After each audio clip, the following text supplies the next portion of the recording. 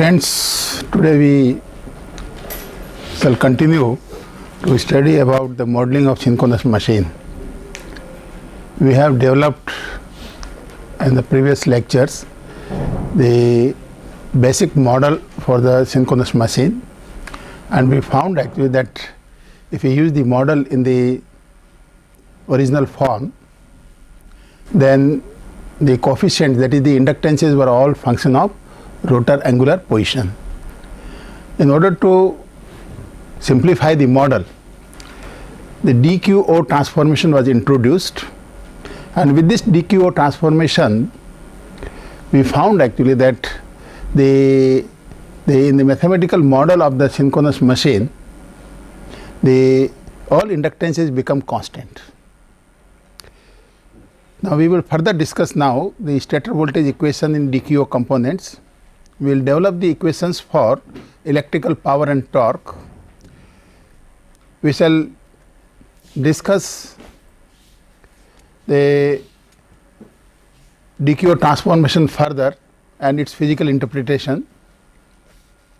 In any synchronous machine model, we always prefer to use per unit system of representation, and therefore we will address how do we convert the synchronous machine quantities into per unit quantities.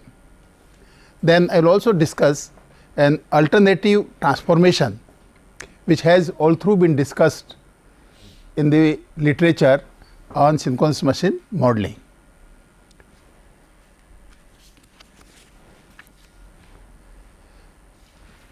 Let us again look at the stator voltage equations in terms of the DQO components. The stator voltage equations were written in the form of ED equal to P psi D minus psi q P theta minus RA ID, EQ equal to P psi q plus psi D P theta minus RA IQ, and EO equal to P psi naught minus RA I naught. Now here, if you look at this first equation, we can see here actually we identify these terms. The first term P psi D is the rate of change of flux linkages. Okay. Therefore, similarly in the second equation P psi Q, and in the third equation we have the term P psi naught. These terms are known as the transformer voltages, because they are taking place due to the rate of change of flux linking the circuit. Then we have next term as psi q P theta. P theta is the d theta by dt, that is the angular speed of the rotor, that is omega r we call it. Now here this term, similarly this term psi d P theta, these two terms are denoted as speed voltages. We will further see that in this equation, similarly in this equation, the speed voltage terms dominate over the transformer voltage terms, and in many simplifications we may neglect the transformer voltage terms as compared to the speed voltage terms. The moment you neglect this, then these equations, that is stator voltage equations, will become algebraic equations, because if you just look here in these three equations, then we have this as a derivative term, and the moment you can neglect this derivative term, right, the remaining expression, that is ED equal to minus psi q P theta minus RA ID, this becomes a algebraic equation, right.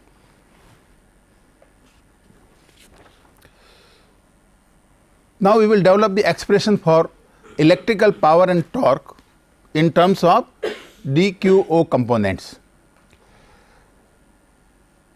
the electrical power output we denote by symbol PT here as can be obtained as sum of the products of instantaneous voltage and instantaneous currents. That is, for phase A it is EA into IA, phase B EB into IB, phase C EC into IC, right. These are the instantaneous powers.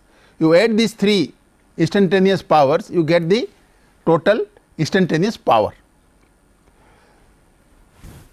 We all know actually that in case the system is having the stator currents and stator voltage varying sinusoidally, right, then the sum of the instantaneous powers come out to be constant. Okay. This is denoted by the symbol PT. Now, what we do is that we apply DQO transformation. We can apply the DQO transformation on this voltage as well as the currents. And when you apply this DQO transformation, then the power output PT can be written as 3 by 2 times ED ID plus EQ IQ plus 2 times EO IU. That is, here the terminal power is expressed in terms of DQ components of voltage and currents. Okay. Now, we will see here actually in this that instead of having the term E naught I naught, we have a term 2 times E naught I naught. When we talk about another type of transformation, that is called alternative transformation, we will find actually that the PT will be expressed simply as ED into ID plus EQ into IQ plus EO I naught. It is something like this, that becomes a power invariant transformation. Here this transformation is not power invariant, because you can see that there are 3 by 2 terms, then this term is having the coefficient 2. But anyway, this is resulting because of the type of transformation. However, when we convert these equations into per unit quantities, the per unit quantities will be so chosen so that this becomes a simple expression and this term 3 by 2 and 3 can be eliminated. You will find this thing. Okay. Now, if the system is balanced, we do not have zero sequence quantities. For a balanced system, this E naught I naught will be 0, and therefore, we can write down the total power PT as 3 by 2 times ED ID plus EQ IQ. Okay. Now, to give further insight into the power expression, what we do is that we substitute the expression for ED and EQ, in terms of the flux linkages. Okay. That is, I substitute ED equal to P psi D minus psi Q P theta minus R A I A. That is, in this expression for this power, wherever ED and EQ are present, what we do is that we substitute the expression for ED. Okay. Now, if you make this substitution and simplify, then we can write down the output power PT as 3 by 2 term remains as it is, ID P psi D plus IQ P psi Q plus 2 times IO P psi naught. That is, in this expression we have these derivative terms. Okay. The second term is psi D IQ minus psi Q ID into omega r. The omega r is your d theta by dt, that is the angular speed of the rotor, minus ID square plus IQ square plus 2 times IO square into RA. Now, these 3 terms which we have in the expression for PT can be identified as, first term can be identified as rate of change of armature magnetic energy. Rate of change of armature magnetic energy. Second term is identified as power transferred across the air gap. and third term is armature resistance losses. That is, we have these three terms which can be identified as the rate of change of armature magnetic energy. That is, in the armature there is some magnetic energy stored because of flux linkages, okay? And this magnetic energy which is stored, right, is varying at a certain rate, right. That magnetic energy either increases or decreases. It depends upon whether P psi d, P psi q and P psi o are positive or negative, right. And from that point of view, this is considered as the rate of change of armature magnetic energy. And therefore, when we are looking for stability analysis, right, the power which is transferred across the air gap is of concern. That is, in our swing equation which we had written, right, the electrical power P E which we write, that is the power transferred across the air gap, because that is responsible for producing the torque. And therefore, now we write down T E, the electrical torque, as 3/2 psi d I q minus psi q I d omega r divided by omega mechanical. Now, this torque is written in Newton meters, okay. Therefore, we had this expression 3/2 psi d I q minus psi q I d omega r, we are dividing by this omega mechanical. We know that this term was the electromagnetic power, that is the power transferred across the air gap. You divide this power by speed, that will give you the torque, okay. And therefore, the expression for torque, electrical torque, is given by this expression.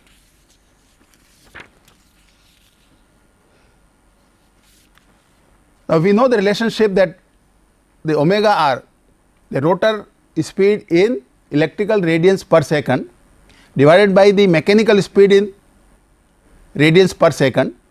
This ratio is equal to P f by 2, where P f is the number of field poles, okay. Therefore, we can write down the expression for T E, the electrical torque, as 3/2 psi d I q minus psi q I d P f by 2. This is the most important expression which we have to keep in our mind.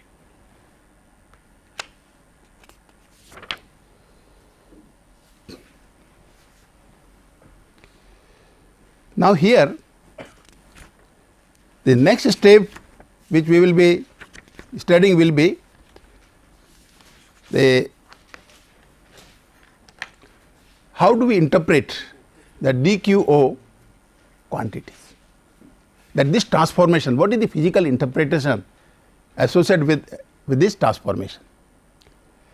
Now, we all know that the stator of the synchronous generator, when it carries balanced three phase currents, it produces resultant MMF wave. This MMF wave is sinusoidally distributed in the space.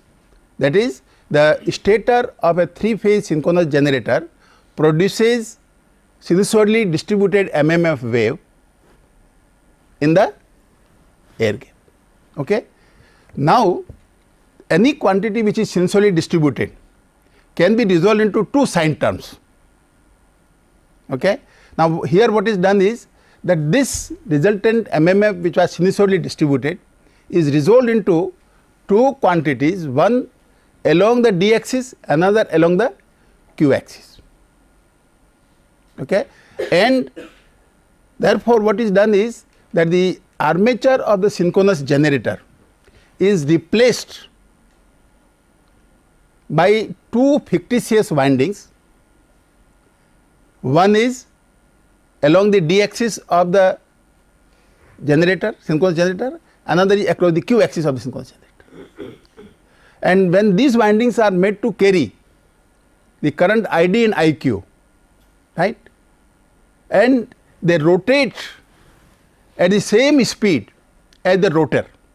It means these two fictitious windings are stationary with respect to the rotor, and therefore the MMF produced by these fictitious windings act on constant permeance path, and therefore the inductances which we come across are constant. We will see that under steady state conditions, the currents which are flowing in these two fictitious windings, ID, that is direct axis fictitious winding, and quadrature axis fictitious winding, these two currents, that is ID and IQ, will come out to be constant in magnitude. They will be just DC currents. Okay. This we will just now establish. To establish this thing, we start with that. Let us assume that the armature of the synchronous generator is carrying balanced steady three phase currents, that is system is operating under steady state condition. Okay. No dynamics is involved. Let us assume that IA is equal to Im sin omega st plus phi. This phi is some initial phase angle of the current IA. This is arbitrary, it can be 0 also.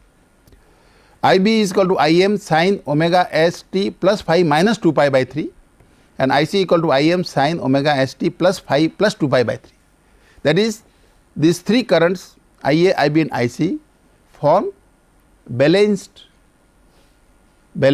set of currents. Okay.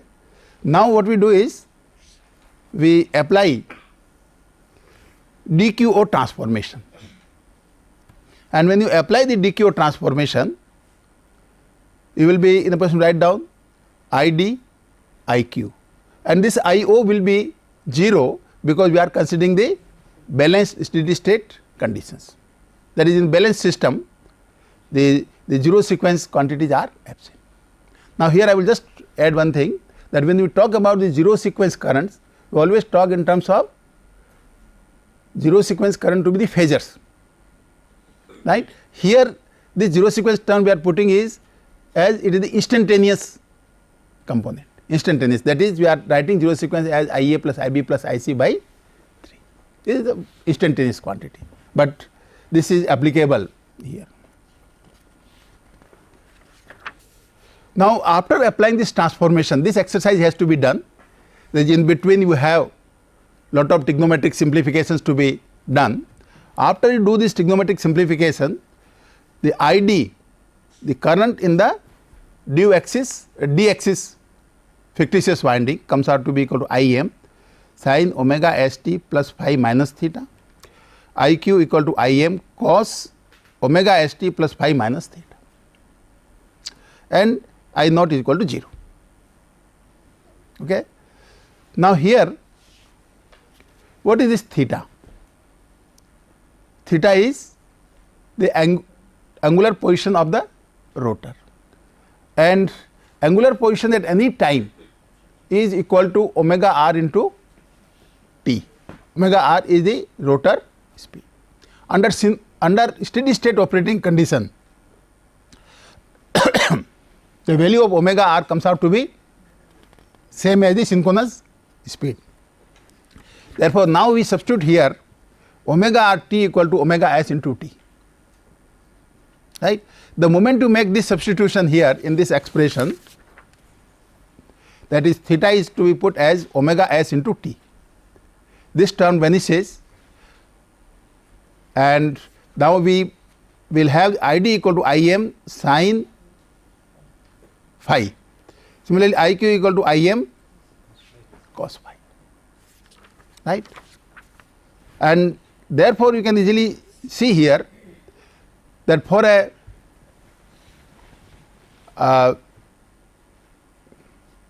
given stator currents, Im is constant, it is the peak or it is the amplitude of the phase current. As ID can be written as Im sin phi, IQ equal to Im cos. Therefore, what we see here, that is ID and IQ, these are constant, they are not varying as a function of time. Therefore, they become DC current, right. However, under dynamic conditions, when the system is dynamic condition, rotor speed is not exactly equal to the synchronous speed, right. In that case, the ID and IQ will vary, but the variation will be a low frequency variation. It is not going to be the 50 hertz or 60 hertz variation. Okay. Now, some of the advantages which we get by this transformation can be summarized. Although we have seen these advantages, but I will just summarize the advantages of DQO transformation. The first advantage is that the dynamic performance equations have constant inductances. We have seen the mathematical model which we have written in terms of DQO transformations, okay. And in this DQO transformation, after applying this DQO transformation, the equations have constant inductances. This is one of the biggest merit of applying the DQO transformation. Second is that under balance conditions, zero sequence quantities disappear, that are not present. The ID and IQ under steady state conditions are constant in magnitude. However, when we perform stability studies, then stability studies involve slow variations of ID and IQ. The frequencies will be below 2 to 3 hertz. That is, the frequency of oscillation of the rotor which will come across will be of the order of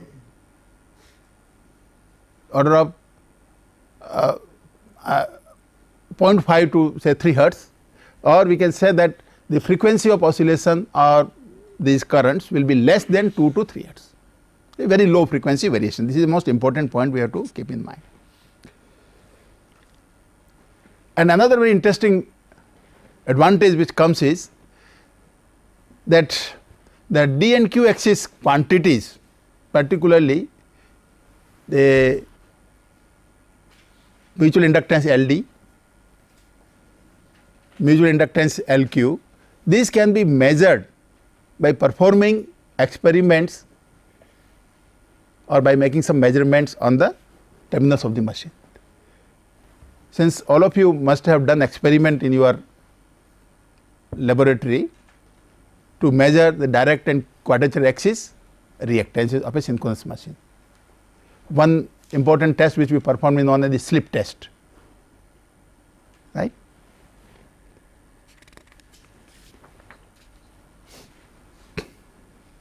Now we come to another important aspect. So far what we have done is we have developed the expressions for stator voltage equations, rotor voltage equations. We have also developed expressions for the stator and rotor flux linkage equations. We have also developed the expressions for electrical torque and given some meaning to the transformation, physical meaning or interpretation transformation. Now, in any power system studies, per unit system of calculation is the most convenient one, and merits of per unit calculations are well known to all of us. And therefore, now we will study how do we transform our system equations using per unit quantities. Now, whenever you transform the actual quantities into per unit quantities, we have to choose base quantities. For example, in any circuit we may choose MVA base and the voltage base. Then we can find out the base quantities in different parts of the circuit. MVA base remains same, while the kV base depends upon the circuit voltage, that is the transformers which are involved. Now, here we have two parts, one is the stator, another is the rotor. Okay. Therefore, first we will define how we obtain the per unit representation of stator quantities. Now, to start with, here we will define the base quantities. Now, in any system we can define some base quantities and other quantities can be derived from those chosen base quantities. Like we start with stator quantities, we will use this subscript S to denote that these are the stator quantities or the base quantities for the stator. We will define ES base as peak value of the rated line to neutral voltage.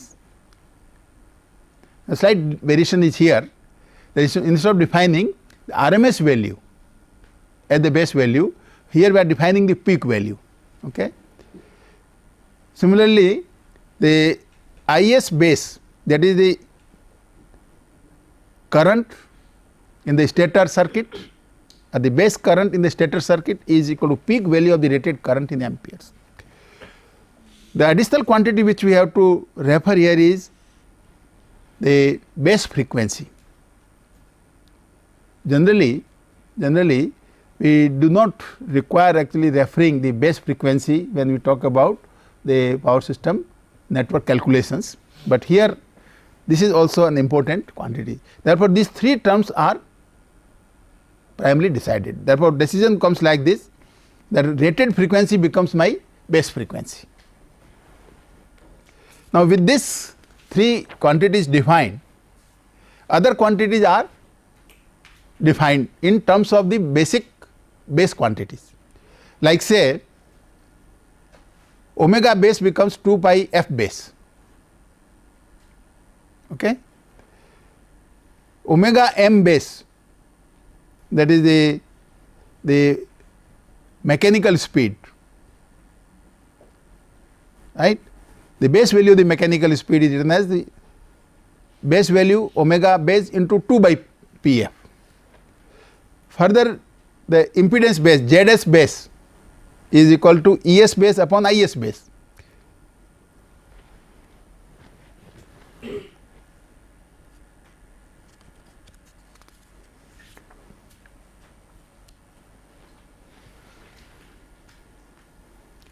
Then we can define the base value of the inductance in terms of stator base quantities, that is Ls base is equal to Zs base upon omega base.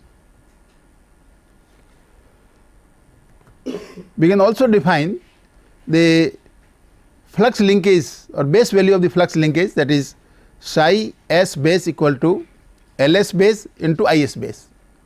We know that flux linkage can be written as L into I. Ls base can be replaced by this quantity, the Ls base into Is base can be replaced as Es base upon omega S base. That is what we do here is this Ls base can be written as Zs base upon omega base, okay, and then Zs base into Is base can be written as Es base. So that the flux linkage, the base value of the flux linkages can be written as Es base upon omega S Weber turns. Now, let us see actually that how we define the three phase VA base, volt ampere base, because as I have told you that in our power system computations, we start with the three phase MVA base. Since we started with the voltage and current bases, okay, therefore, we write down the three phase VA base is defined as 3 times E RMS base into I RMS base. That is the phase voltage, its RMS value multiplied by stator current and its RMS value. This can be written as now 3 RMS value is equal to base quantity by root 2, because base quantity is chosen as the peak quantity here. Similarly, Is base by root 2. So that what we see here is very important relationship, that is 3 phase VA base comes out to be equal to 3/2 times the voltage base into current base. Okay. This relationship is important because we always make use of the 3-phase VA base for our computations, right, but the relationship between the quantities which we have chosen as the base quantities and the 3-phase VA comes out to be like this. Then the torque base. The torque base can be always written as 3-phase VA base divided by omega m base. Now, so when we talk about the base quantities or base power, we always say base power is equal to base MVA. If you recollect in your power system calculations or computations, then whatsoever base MVA is there, that is equal to base power in megawatts, and therefore power divided by the base speed will give you the torque base. Therefore, here the torque base is equal to 3-phase VA base, that is omega m. Okay. Now, when you make the substitutions here in this expression for 3-phase VA base equal to 3/2 ES base IS base, and this ES base and IS base, these quantities can be further expressed in terms of flux linkage base. Therefore, torque is now expressed as 3/2 PF/2 psi S base into IS base, because we have seen earlier actually that torque is written in terms of flux linkages and currents, right. Therefore, we prefer to specify the base or torque base in terms of flux linkages and current base quantities. Okay. This is Newton meters.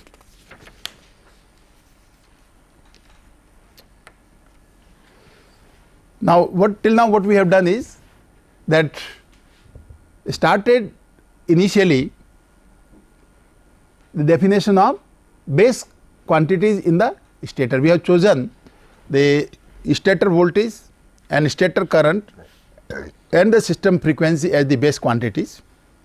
Okay. And then we have derived that what will be the base quantities for other variables like say impedance, base torque, base flux linkages, base inductance and so on. Now, we start with transforming our stator voltage equations into per unit terms or in terms of per unit quantities, is it not? Okay. Now, again let us start. Our stator voltage equation is E D equal to P psi D minus psi q omega r minus I A I D into R. Okay. This is the equation which we have derived in terms of DQO components. We want to transform this equation in terms of per unit quantities. How do we do it? You divide this whole expression by voltage base, because all these terms are the voltage terms. Therefore, what you divide this by ES base. Now, when you divide this by ES base, we make use of this relationship that ES base is equal to IS base ZS base. It is also equal to omega S base into psi S base. This relationship we have already derived. That is, these three, the voltage can be written as the product of impedance and current, can also be written as product of omega and flux linkages. Okay. Therefore, what we are doing here is that ED is divided by ES base, P remains as it is, we are not touching P right now. Psi D, since it is a flux term, what we do is that we divide this flux term, instead of ES base I put omega S base phi S base here. Because ES base is same as this term. Similarly, here we put omega S base, omega S base. Okay. And in the third term, where I have RA into ID, I put here not in terms of the flux linkages and speed, but I put here as Zs base into Is base, because this the denominator terms which I have put here are same as Es base. This can be done. Okay. Now, by doing this, what happens is that this Ed becomes now a per unit value. Okay. That is the direct axis voltage Ed now it becomes a per unit quantity.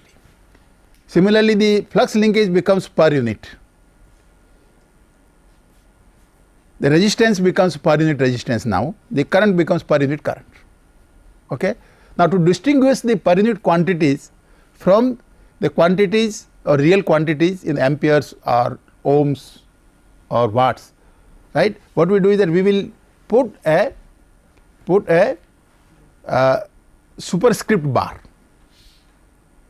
okay, a super bar on the top. That is right, I will denote this as Ed bar equal to 1 upon omega base P psi d bar minus psi q bar omega r bar minus R A bar I D bar. As we will see subsequently, the moment we develop the mathematical model of the system in terms of per unit quantities, right, we will drop this super bar, drop it, because every time writing this bar is not very convenient, but when we are trying to derive it, first we will maintain this bar and then at the end we will drop it for further use of this model. Now, here in this equation P is d by dt and time is in seconds. Okay. Therefore, we can also define the base value of time, and the definition of base value of time is the time in seconds required for the rotate by 1 radian, 1 electrical radian per second, electrical radian, not per second, electrical radian. That when rotor makes 1 electrical radian and the time which is required to make 1 radian rotation, that is called T base, that is 1 radian divided by omega base. That is when rotor rotates through an angular displacement of 1 radian, the speed is omega base speed, then that particular time is called T base time. Okay.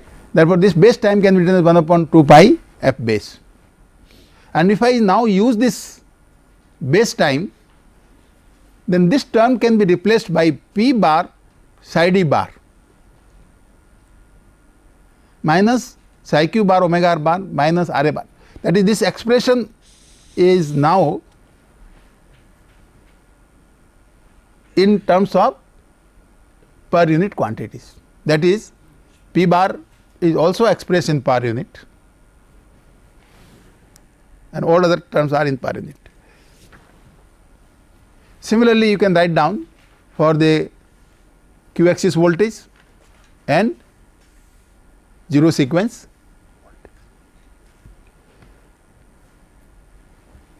We have just now mentioned that P bar was defined as d by dt bar, where dt bar is a per unit current, which comes out to be P bar comes out to be 1 upon omega base into P.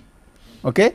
And we have seen here actually that 1 upon omega base into P is it comes out to be equal to P bar.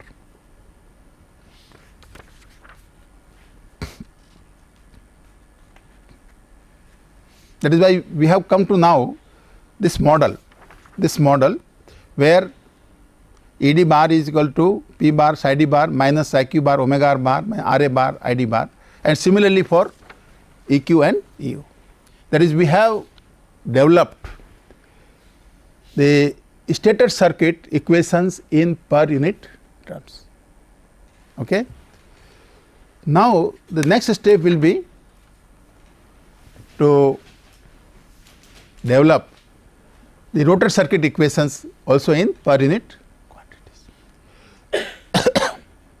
Now, here to start with, what I will do is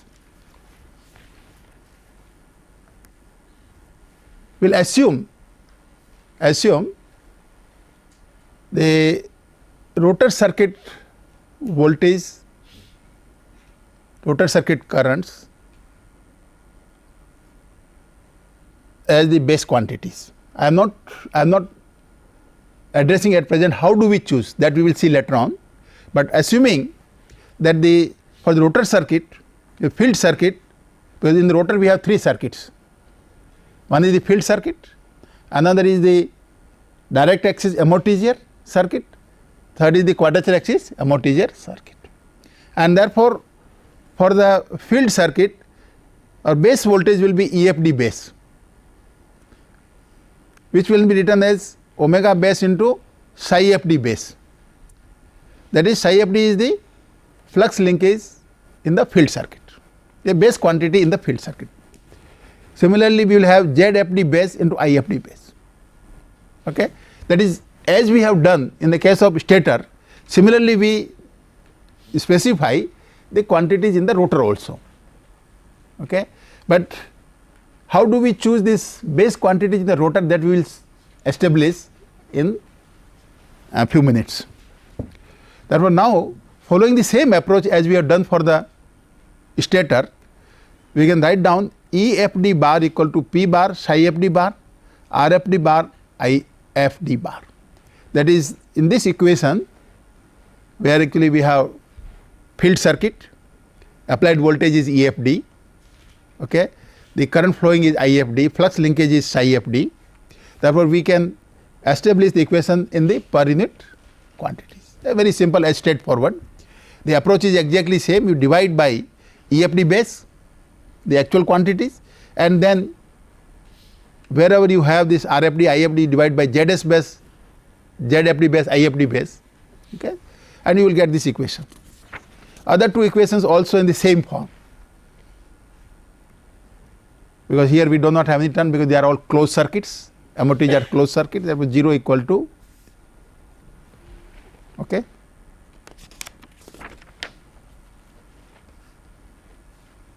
Now we come to a very crucial thing actually, that is, how do we express the stator flux linkages in per unit.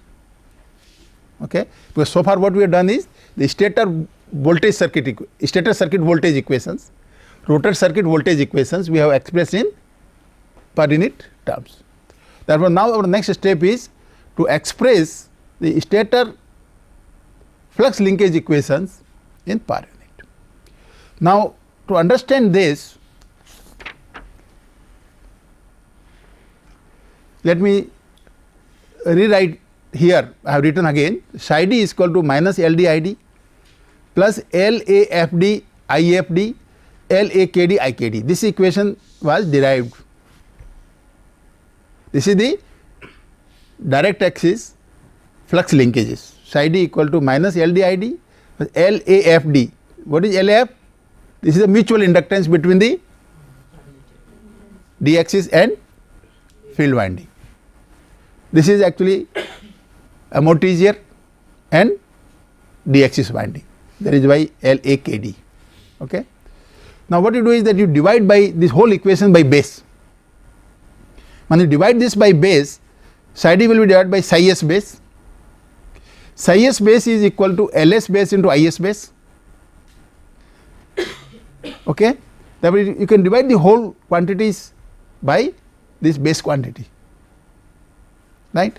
Therefore, you will have LD divided by ID divided by LD into ID divided by LS base IS base. Then LAFD into IFD divided by LS base into IS base. Now, here the problem comes that the per unit value of the field current is expressed in terms of field current base, not in terms of the stator current base. Okay.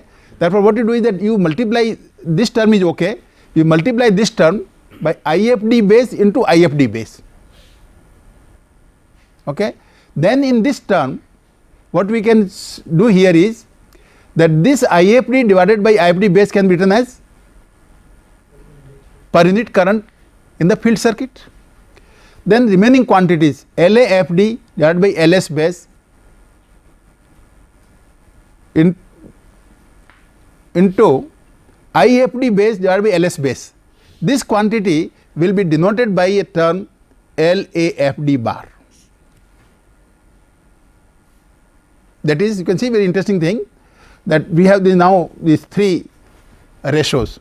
Okay, we can identify this ratio IFD upon IFD base as IFD bar, right. Then we have the term LAFD by LS base, then IFD base upon IS base. Okay. Now these are, when you divide these two base currents, it comes out to be a multiplying factor only, and therefore what we do is that this LAFD will be denoted by a symbol LAFD bar to IFD bar. Similarly, you will have LAKD bar, IKD bar. Okay, is it understood? Now once you understand this thing, actually I have done it for one direct axis flux linkage equation. Similarly, we have to do it for other flux linkage equations. That is, by doing this exercise, we have written the expression for stator winding flux linkage equations, that is a mutual flux linkage, psi d is a mutual flux linkage, psi d bar equal to minus LD bar ID bar plus LAFD bar IFD bar plus LAKD bar IKD bar. Now these terms are defined as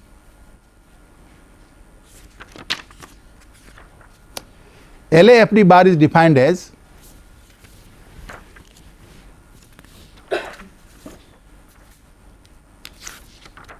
now we have just now seen that LAFD bar is defined as LAFD upon LS base into IFD base upon IS base, right. Similarly, LAKD bar, LAKQ bar, right. These terms are defined in terms of the mutual inductances, base quantities, the stator and base quantities in the field circuit.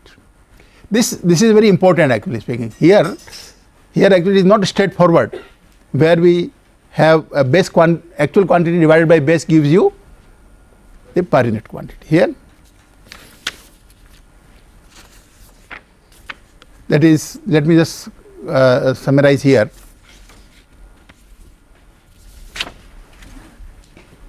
That the direct axis flux linkages are written in this form, where these quantities are to be defined.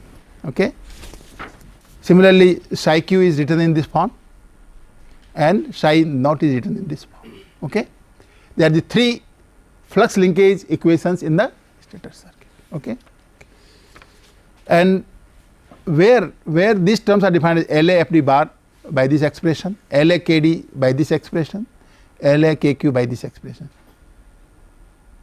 Understood?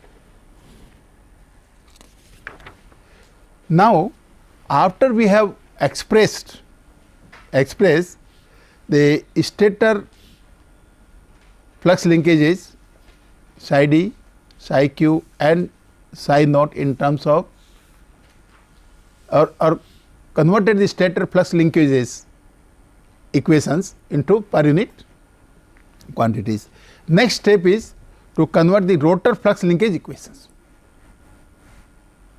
Now, when you convert the rotor flux linkage equations, we will come across the psi bar FD, that is actually this is the flux linkage of the field circuit. You again start with the original equations and then divide by the base quantities, right, and then these terms may have to be again defined.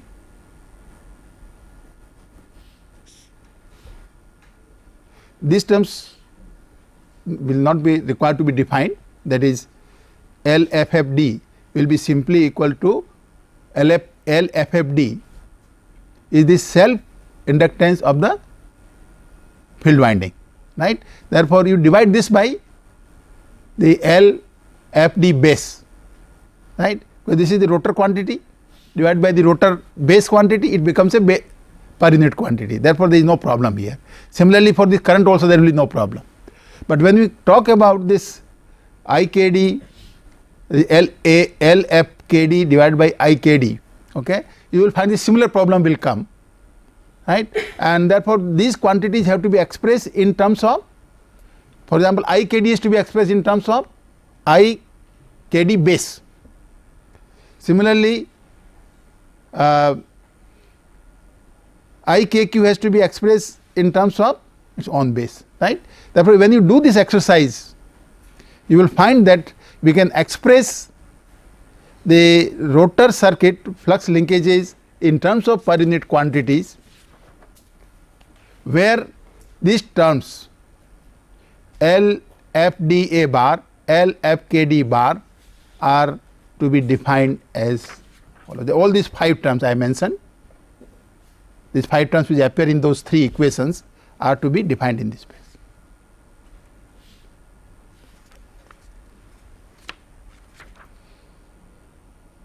Therefore, now what we see here is that we have established the rotor circuit equations, that is rotor circuit voltage equations, rotor circuit flux linkage equations, okay, in per unit. While the basic problem here remains is that how do we choose the rotor circuit base quantities, because synchronous machine is having stator and rotor parts.